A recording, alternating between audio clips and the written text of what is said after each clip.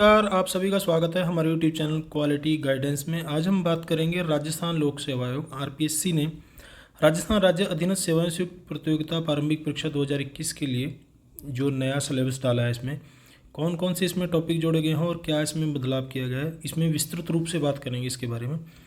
सबसे पहले हम बात कर लेते हैं परीक्षा के बारे में। राजस्थान राज्य अधीनस्थ सेवाएं संयुक्त प्रतियोगिता परीक्षा, इसका नोटिफिकेशन अभी 2 दिन पहले ही आया है और 28 जुलाई से आपके फॉर्म भरे जाने हैं।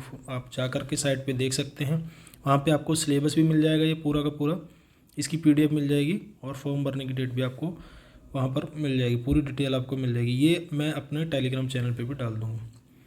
पहले बात कर लेते हैं एग्ज़ाम की। ठीक है, प्रारंभिक परीक्षा में नीचे एक ही विषय निर्दिष्ट विषय पर एक प्रश्न पत्र होगा आपका, एक ही पेपर होता है यहाँ पर। अदर पीसीएस की तरह 2-2 पेपर नहीं होते, इसी में सभी प्रश्न होते हैं। वस्तुनिष्ठ प्रकार का होगा, ऑब्जेक्टिव टाइप होगा आपका क्वेश्चन, जिसमें आपको मल्टीप्लाई चॉइस क्वेश्चन होंगे आपके। 200 नंबर का होगा पेपर।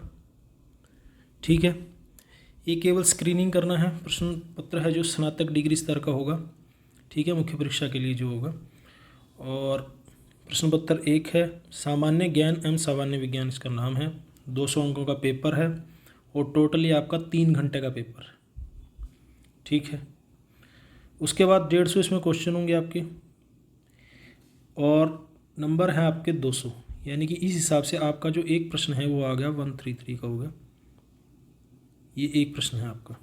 ठीक है, नेगेटिव मार्किंग है इसमें, नेगेटिव मार्किंग है और नेगेटिव मार्किंग है 1/3 इसमें नेगेटिव मार्किंग है आपकी। यानी कि अगर आपके 3 प्रश्न गलत हो जाते हैं, 3 प्रश्न अगर आपके गलत हो जाते हैं तो आपका एक प्रश्न कट जाएगा।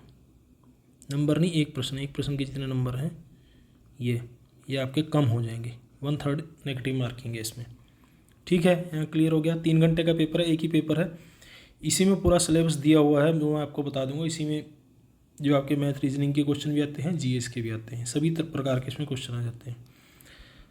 प्री का दिया है, मेंस का इन्होंने सिलेबस अभी नहीं दिया है, साइट पे जाके भी आप देख सकते हैं। यह है पाठ्यक्रम। इसमें मैं आपको सबसे पहले क्लियर कर दूं, इसमें नया कोई भी टॉपिक नहीं जोड़ा गया है, नया कोई भी टॉपिक नहीं जोड़ा गया है। जो पहले से टॉपिक आपके दिए हुए थे उनको विस्तृत रूप से बता दिया गया है, यानी कि जो टॉपिक हैं स्पेशल मेंशन कर दिए हैं टॉपिक। जैसे राजस्थान का इतिहास, कला, संस्कृति, इससे संबंधित जैसे विषय दिए होते थे, लेकिन अब इसने बता दिया है, जैसे ये है पूरा पाषाण, ताम्र पाषाण, ये एक एक चीज़ इसने क्लियर कर दी है। पहले सिर्फ ये था कि इतिहास, प्राचीन इतिहास, मध्यकालीन इतिहास, उसके महत्वपूर्ण 1-2 चीज़ दे दी थी, लेकिन अब एक एक चीज़ इन्होंने क्लियर कर दी है। ठीक है, बात कर लेते हैं पाठ्यक्रम की। राजस्थान के बारे में बात कर लेते हैं पहले तो। राजस्थान का इतिहास, कला, संस्कृति, साहित्य, परंपरा, विरासत। दूसरी बात यह है कि पढ़ना आपको जो पहले था अब भी वही है, बस ये है कि अब टॉपिक आपको मिल गए हैं। इस पूरी पीडीएफ को, मैं तो ये कहूँगा पूरी पीडीएफ को निकाल के आपको दीवार पे चिपका लेना है, ताकि आपको स्पेशल, जैसे मैंने वीडियो भी बनाए हो एचसीएस के लिए, मैंने वीडियो बनाए थे कि आप टॉपिक निकाल के तैयारी करें। इसमें आपको इन्होंने पूरे के पूरे टॉपिक मेंशन कर दिए हैं। ठीक है, पहला इसमें राजस्थान के प्रागैतिहासिक स्थल हैं, जो पूरा पाषाण से लेके ताम्र पाषाण और कांस्य युग तक, ये हम पढ़ते ही हिस्ट्री में, इसमें राजस्थान का दिया हुआ है। राजस्थान के लिए बुक मैं आपको बता ही चुका हूँ, चाहे आप लक्ष्य राजस्थान दे लें, चाहे आप भल्ला की बुक ले लें, या और कोई बुक आती है, अजमेर से आती हैं 1-2 बुक और भी हैं, वो करके आप बुक ले लें। कोई भी एक बुक आपको फॉलो करनी है, ठीक है, पूरी डिटेल में, जिसमें आपको मिल जाएगा। इसके लिए वीडियो मैंने बना रखी है, कौन कौन सी चैप्टर के लिए कौन कौन सी बुक आपको पढ़नी है, पूरे इसके लिए बना रखी है आरपीएससी के लिए। ठीक है, उसके बाद आपका हो गया राजस्थान का प्रागैतिहासिक हो गया। उसके बाद ऐतिहासिक राजस्थान, जिसमें प्रारंभिक ईस्वी, शुरुआती ईस्वी काल से ऐतिहासिक महत्वपूर्ण केंद्र है। जो प्राचीन राजस्थान में समाज, धर्म, संस्कृति। उसके बाद है राजस्थान के जो प्रमुख राजवंश रहे हैं उनकी सांस्कृतिक और राजनीतिक उपलब्धियाँ। गोहिल राजवंश, प्रतिहार, चौहान, परमार, राठौड़, सिसोदिया, कछवाहा। ठीक है, ये सब ये हम वैसे भारत की जो इतिहास उसमें भी पढ़ते हैं यहाँ पर, लेकिन डिटेल में पढ़ने हैं, बुक में मिल जाएगा आपको। मध्यकालीन राजस्थान में प्रशासनिक और राजस्व व्यवस्था कैसी रही है उसके बारे में। उसके बाद अगला टॉपिक है आपका आधुनिक राजस्थान का उदय, जिसमें 19वीं 20वीं शताब्दी के राजस्थान में जो सामाजिक जागृति के कारक हैं, राजनीतिक जागरण है, समाचार पत्रों और राजनीतिक संस्थाओं की भूमिका क्या रही है। 20वीं शताब्दी में जो यहाँ पर आंदोलन हुए हैं, किसान आंदोलन, जनजातीय आंदोलन, देशी रियासतों में प्रजामंडल आंदोलन, राजस्थान का एकीकरण। अगला टॉपिक है आपका राजस्थान की वास्तु परंपरा, जिसमें मंदिर, किले, महल, मानव निर्मित जलीय संरचनाएं, चित्रकला, विभिन्न शैली, ये कल्चर आ गया पूरा का पूरा। इसके अगले वाला भी कल्चर का ही है। शास्त्रीय संगीत हो गया वहाँ का, शास्त्रीय नृत्य, लोक संगीत, वाद, लोक नृत्य, नाट्य हो गए। भाषा से जुड़े हो गए फिर भाषा एवं साहित्य, राजस्थानी भाषा की जो बोलियाँ हैं, राजस्थानी भाषा का साहित्य, लोक साहित्य, ठीक है। धार्मिक जीवन हो गया, धार्मिक समुदाय, राजस्थान में संत संप्रदाय, राजस्थान के लोक देवी देवता। उसके बाद का टॉपिक है जो राजस्थान में सामाजिक जीवन में मेले, त्यौहार, सामाजिक रीति रिवाज, परंपराएं, वेशभूषा, आभूषण, राजस्थान के प्रमुख व्यक्तित्व। देखिए राजस्थान के बारे में आपको डिटेल में पढ़ना है अगर आपको आरपीएससी का पेपर देना है, क्योंकि 150 क्वेश्चन जो हैं उनमें से पीटी में 50 से ऊपर जो क्वेश्चन आते हैं वो राजस्थान से जुड़े होते हैं। 50 से ऊपर क्वेश्चन पीटी आप उठा करके प्रीवियस ईयर पेपर देख सकते हैं आराम से, ये सभी में मिलेगा। उसके बाद है भारतीय इतिहास आ जाता है। भारतीय इतिहास में तीनों का है, प्राचीन काल का है, मध्यकाल का है और आधुनिक भारत का है। प्राचीन मध्यकाल के लिए बुक मैंने बताई रखी है, एनसीईआरटी फॉलो कर सकते हैं आप। ओल्ड एनसीईआरटी हैं जो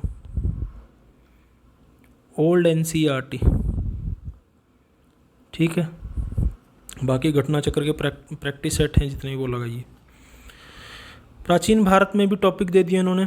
भारत के सांस्कृतिक आधार, सिंधु वैदिक काल पढ़ते ही हम, इन्होंने टॉपिक मेंशन कर दिया है। 6ठी शताब्दी ईसा पूर्व से श्रमण व्यवस्था, जिसमें आपके नए धार्मिक विचार, आजीवक, बौद्ध धर्म, जैन धर्म। उसके बाद हैं प्रमुख राजवंशों के महत्वपूर्ण शासकों की उपलब्धियां, मौर्य काल, कुषाण, सातवाहन, गुप्त काल, चालुक्य, पल्लव एवं चोल।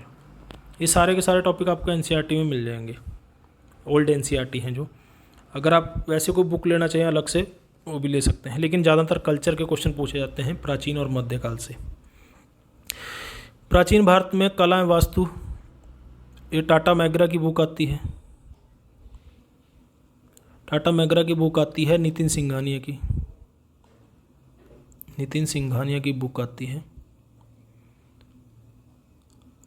कला एवं संस्कृति, भारतीय कला व संस्कृति, भारतीय कला व संस्कृति। वहाँ पर आपको सभी टॉपिक मिल जाएंगे। हालांकि बुक लेंथी है, कुछ टॉपिक मैं बता दूंगा उसमें से महत्वपूर्ण टॉपिक कौन से हैं, लेकिन आपको पढ़ना है क्योंकि मेंस में भी आपके काम आएगी। पीटी से तो काम नहीं चलेगा ना, मेंस में भी आपके काम आएगी। देखिए कल्चर से जुड़े हुए कितने हैं। प्राचीन भारत में कला वास्तु हो ही गया। प्राचीन भारत में भाषा एवं साहित्य, संस्कृत, प्राकृतिक, तमिल, इन भाषाओं का विकास कैसे हुआ, ये भी आपको कल्चर का ही टॉपिक है। उसके बाद है सल्तनत काल, प्रमुख सल्तनत शासकों की उपलब्धियाँ, विजयनगर की सांस्कृतिक उपलब्धियाँ। फिर आपका मुगल काल आ जाता है, मुगल पीरियड आ जाता है, जिसमें राजनीतिक चुनौतियाँ सुलह, अफगानों के साथ सुलह हुई थी, राजपूत, दक्षिणी राज्य और मराठाओं के साथ। ये सब हिस्ट्री का टॉपिक है। मध्यकाल में कला एवं वास्तु, चित्रकला, संगीत का विकास, ये देखिए फिर कल्चर के आ गया। और भक्ति एवं सूफी आंदोलन जो हुए हैं, जिसमें धार्मिक एवं साहित्य योगदान क्या रहा है, ये सारा का सारा इसमें आ जाता है। स्पेशल टॉपिक दे दिए हैं, ये तो आपके लिए अच्छा ही है, आप टॉपिक निकाल के पढ़ सकते हैं उनके लिए स्पेशल। बाकी जो भी वीडियो होंगी मैं डालता ही रहता हूँ, देख लीजिएगा आप, इससे आपको फ़ायदा मिले। आधुनिक काल है। आधुनिक काल में, आधुनिक 19वीं शताब्दी से है, ये 1800 से लेकर 1964 तक, स्वतंत्रता से बाद से है। इसके लिए जो है एक तो स्पेक्ट्रम की बुक आती है, एनसीईआरटी है ही, स्पेक्ट्रम की बुक आती है आंकड़ों के लिए, ज़्यादातर आंकड़ों के लिए। एक आती है बिपिन चंद्रा की बुक, भारत का स्वतंत्रता संघर्ष, ये सभी ने पढ़ रखी होगी वैसे। बिपिन चंद्रा की बुक आती है भारत का स्वतंत्रता संघर्ष। ये स्वतंत्रता के बाद वाली भी आती है, वो नहीं लेनी। ये जो भारत का स्वतंत्रता संघर्ष आती है वो लेनी है, जो स्वतंत्रता संघर्ष तक है। ये मेंस में ज़्यादा काम आती है ज़्यादातर। ठीक है, यहाँ वैसे पीटी की बात हो रही है, स्पेक्ट्रम से ही आपका काम चल जाएगा और एनसीईआरटी से। आधुनिक भारत का विकास, राष्ट्रवाद का उदय, ठीक है, जिसमें बौद्धिक जागरण, प्रेस, पश्चिमी शिक्षा और 19वीं शताब्दी के दौरान सामाजिक धार्मिक सुधार और विभिन्न नेता संस्थाएं, जिसमें राजा राम मोहन राय आ जाएगा आपके, ठीक है, ईश्वर चंद्र विद्यासागर आ जाएंगे, ठीक है, और जितने भी आंदोलन हुए हैं धार्मिक सामाजिक, चाहे वो पारसी आंदोलन हो, चाहे मुस्लिम सुधार आंदोलन हो, चाहे सिख सुधार हो, सभी के सभी इसमें आ जाएंगे और उनके विभिन्न नेता और संस्थाएं भी सभी जुड़ी हुई आ जाएंगी। स्वतंत्रता संघर्ष जो चला है पूरा, भारतीय राष्ट्रीय आंदोलन, विभिन्न अवस्थाएं रही हैं उसकी, धाराएं, महत्वपूर्ण योगदान करता रहे हैं, देश के अलग अलग हिस्सों में योगदान, विभिन्न अवस्थाएं जो उसकी रही हैं, जिसमें नरम दल, गरम दल, धाराएं और महत्वपूर्ण योगदान करता है, जैसे उसकी संस्थाएं रही हैं, भारतीय राष्ट्रीय कांग्रेस रही है और जितनी भी संस्थाएं हुई हैं और उनके जो महत्वपूर्ण व्यक्तित्व रहे हैं जितने भी, जैसे सुभाष चंद्र बोस हो गए, जवाहरलाल नेहरू हो गए, सभी के सभी ये सब इसमें आ जाएंगे। स्वतंत्रतोत्तर राष्ट्र निर्माण, स्वतंत्रता के बाद राज्यों का भाषाई आधार पर पुनर्गठन, हालांकि ये पॉलिटी का चैप्टर है एक तरह से, भाषाई आधार पर ये पॉलिटी में कवर हो जाएगा आपका। नेहरू युग में सांस्कृतिक निर्माण जो हुआ है, ठीक है, विज्ञान एवं तकनीकी का जो विकास हुआ है 1964 तक ये आपको करना है। इसके लिए स्पेशल टॉपिक मिल जाते हैं जो 1947 के बाद से 64 तक मेरे पास होंगे, मैं भी डाल दूंगा, उसके लिए आपको अलग से बुक लेने की ज़रूरत नहीं है, यहाँ से कवर हो जाएगा आपका। उसके बाद है आपका विश्व एवं भारत का भूगोल, ठीक है। विश्व एवं भारत का भूगोल के लिए एनसीईआरटी तो फॉलो करते ही हैं, क्योंकि मेंस में भी आपकी काम आती है। कुछ लोग 9-10 की कर लेते हैं, कुछ लोग 6ठी से लेकर 12th तक की करते हैं, हालांकि यूपीएससी में चाहिए 6ठी से 12th तक की, 10th तक काम चल जाता है, 6ठी से 10th तक भी काम चल जाता है आपका। लेकिन फिर भी अगर आपको नए आंकड़े भी उसमें चाहिए तो आपको महेश कुमार बर्णवाल की बुक आती है, बहुत सही, महेश कुमार बर्णवाल की जो बुक आती है बहुत सही है, इसमें आपको सभी चीज़ें मिल जाएंगी और सारे के सारे ये टॉपिक मिल जाएंगे आपके। और एक एटलस जो भी आपको पसंद हो, ओरिएंट ब्लैक स्वान का वैसे एटलस आता है वो उससे ज़्यादा सही है। खैर आगे बढ़ते हैं। इसमें विश्व के हैं जो प्रमुख स्थलाकृतियाँ हैं, इसमें ये मैपिंग के क्वेश्चन हैं, पर्वत, पठार, मैदान और मरुस्थल। प्रमुख नदियाँ हैं ज़्यादातर ये पूछी जाती हैं, और झीलें, महत्वपूर्ण झीलें, जैसे सबसे बड़ी झील, सबसे छोटी झील, सबसे गहरी झील, ये सब। कृषि के प्रकार हैं, ये ज़्यादातर भारत के भूगोल से पूछा जाता है, इसमें ज़्यादा नहीं पूछा जाता। प्रमुख औद्योगिक प्रदेश हैं जो, जहाँ से खनन वगैरह के जितने भी काम होते हैं, ये डायरेक्ट क्वेश्चन पूछ ले जाते हैं, आपने पिछले प्रीवियस ईयर पेपर में आप देख सकते हैं। ये पर्यावरण के टॉपिक आ गए। मरुस्थलीकरण, वनोन्मूलन, जलवायु परिवर्तन, इसके लिए तो कोई भी नोट्स आपको मिल जाएंगे। ग्लोबल वार्मिंग और जौन अपक्षय, ये टॉपिक आपको वैसे ज्योग्राफी की एनसीईआरटी हैं जो, उसमें सारे के सारे टॉपिक कवर हो जाते हैं, इसके लिए अलग से नहीं, जिसको नोट्स चाहिए मेंस के लिए वो ले सकता है, पीटी में ज़्यादा जरूरत आपको नहीं पड़ेगी। भारत का भूगोल है, प्रमुख स्थलाकृतियाँ, इनके ये चीज़ भारत का भूगोल आपको डिटेल में पढ़ना पड़ेगा। पर्वत, पठार, मैदान, मैपिंग भी साथ साथ में आपको करनी पड़ेगी इसमें।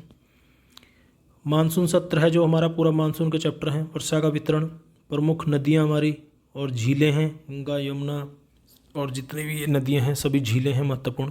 प्रमुख फसलें हैं जिसमें गेहूँ, चावल, कपास, गन्ना, चाय, कॉफ़ी, इनमें सभी आ जाती हैं। जैसे खरीफ की फसल हो गई, रबी की हो गई, जायद की फसल हो गई, ये सभी फसलें इसमें आ जाएंगी।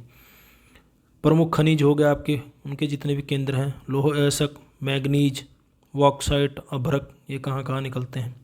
ऊर्जा संसाधन हो गए, परंपरागत और गैर परंपरागत दोनों आ गए। और प्रमुख औद्योगिक प्रदेश हो गए जहाँ पर इनसे संबंधित उद्योग लगाए गए हैं। राष्ट्रीय राजमार्ग, ये मैपिंग का क्वेश्चन है। और प्रमुख परिवहन गलियारे हैं जो हमारे, ठीक है। ऐसी ही राजस्थान का भूगोल है। राजस्थान के भूगोल में भी इन्होंने टॉपिक दे रखे हैं। प्रमुख भू आकृतिक प्रदेश और उनकी विशेषताएं, जलवायु की विशेषताएं, प्रमुख नदियां और झीलें, प्राकृतिक वनस्पति, मृदा, प्रमुख फसलें, इसमें ही वही हैं, गेहूँ, मक्का, जौ, कपास, गन्ना, बाजरा। प्रमुख उद्योग, प्रमुख सिंचाई परियोजनाएं हैं जो राजस्थान की, और जल संरक्षण की तकनीकें। जनसंख्या है, वृद्धि, घनत्व, साक्षरता, लिंगानुपात, प्रमुख जनजातियां हैं जो राजस्थान की। खनिज जो निकलते हैं ये, इनसे ज़्यादा क्वेश्चन पूछे जाते हैं। जिस चीज़ की ज़्यादा महत्व होगा वहाँ से ज़्यादा क्वेश्चन ज़्यादातर पूछे जाते हैं। खनिज से क्वेश्चन कई बार बहुत ज़्यादा पूछे जाते हैं राजस्थान में। ऊर्जा संसाधन हैं जो परंपरागत, गैर परंपरागत, जैव विविधता और संरक्षण, पर्यटन स्थल हैं जो राजस्थान के, ये महत्वपूर्ण टॉपिक। ये वही एक ही बुक फॉलो करनी है आपको, वहीं पे मिल जाएंगे। उसके बाद है पॉलिटी आ गया, जिसमें भारतीय संविधान, राजनीतिक व्यवस्था और शासन प्रणाली हमारी है। इसमें दोनों तरह का आ जाएगा। भारतीय संविधान दार्शनिक तत्व हैं जो भारतीय संविधान के, संविधान सभा जो गठित की गई थी, भारतीय संविधान की विशेषताएं क्या क्या हैं, संवैधानिक संशोधन कितने हुए हैं, उद्देशिका, मूल अधिकार, फंडामेंटल ड्यूटी, मूल कर्तव्य, ठीक है। और उसके बाद राजनीतिक व्यवस्था है हमारी, राष्ट्रपति, प्रधानमंत्री, ये सब तो पढ़ना ही है, पहले ही पढ़ना था, इन्होंने टॉपिक मेंशन कर दिए। मंत्रिपरिषद, संसद, उच्चतम न्यायालय, न्यायिक पुनरावलोकन। पॉलिटी के जो अगर MCQ है वो मैं जल्दी शुरू करूँगा अपने यूट्यूब पर, उससे आपको सहायता मिलेगी। भारतीय निर्वाचन आयोग, नियंत्रक, महालेखा परीक्षक, नीति आयोग, केंद्रीय सतर्कता आयोग, लोकपाल, सूचना आयोग, राष्ट्रीय मानवाधिकार संघवाद, भारत में लोकतांत्रिक राजनीति, गठबंधन सरकारें, राष्ट्रीय एकीकरण। अगर इसकी बुक की बात करें तो इसके लिए तो एक ही बाइबल बुक है, M लक्ष्मीकांत,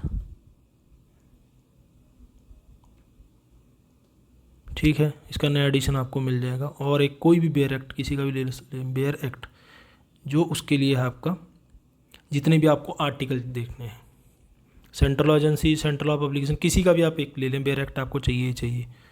बस ये 2 चीज़ें आपको इसके लिए चाहिए। M लक्ष्मीकांत की बुक है जो रेफरेंस बुक है पूरी की पूरी, कोई NCERT पढ़ने की जरूरत नहीं, और बेयर एक्ट साथ में आर्टिकल के लिए।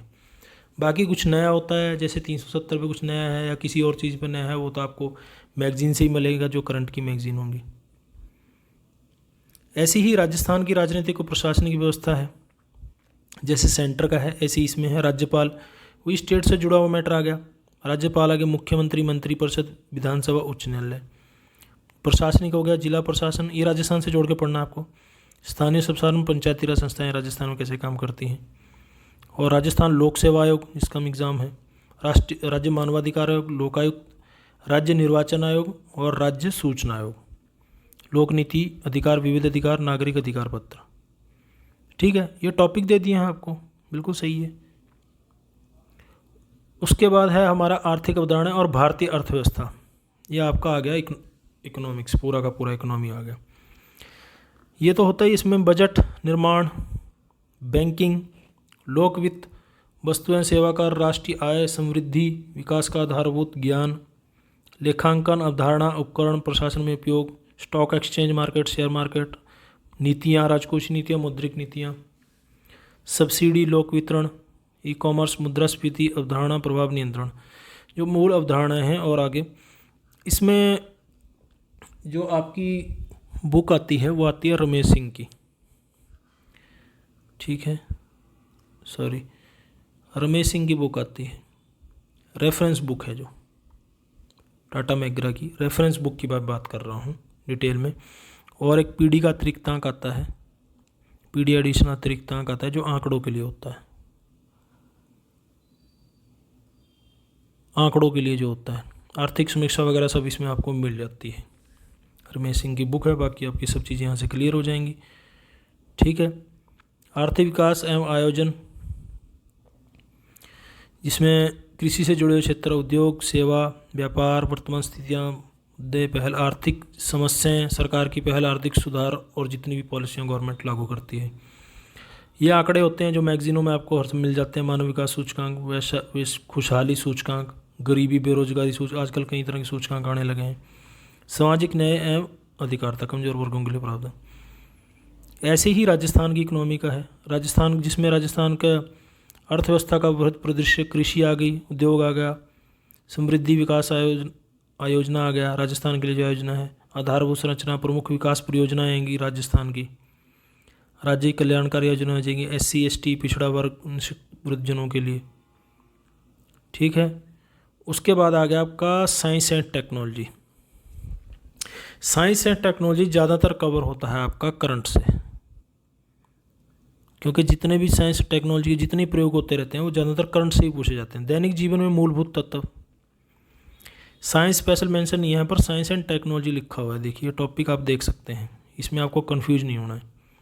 कंप्यूटर का क्वेश्चन है, कंप्यूटर ये टॉपिक आपको देखना है। सूचना प्रौद्योगिकी आईटी आ गया, रक्षा डिफेंस का आ गया, अंतरिक्ष प्रौद्योगिकी उपग्रह, ये सारे तो करंट से ही जुड़े हुए होंगे। इसके बेसिक की भी आप नोट्स ले सकते हैं, मिल जाएगा। बुक तो मैं कोई नहीं बताऊंगा इसके लिए ज़्यादातर। नैनो टेक्नोलॉजी, जैव टेक्नोलॉजी आ गया, अनुवांशिक अभियांत्रिकी आ गया, आहार पोषण और रक्त समूह आ गया, ये साइंस के आ गए। स्वास्थ्य देखभाल, जितनी बीमारियां हैं, संक्रामक, असंक्रामक और पशुजन्य रोग आ गए। हालांकि ये भी ज़्यादातर करंट से जुड़ के पूछे जाते हैं, अभी तो जैसे कोरोना चला हुआ है।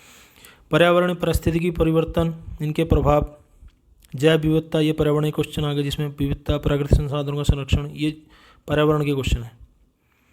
कृषि विज्ञान, उद्योग विज्ञान, वानिकी, पशुपालन, साइंस एंड टेक्नोलॉजी विकास राजस्थान विशेष संदर्भ में, राजस्थान का भी दे दिया भाई इन्होंने इसी में।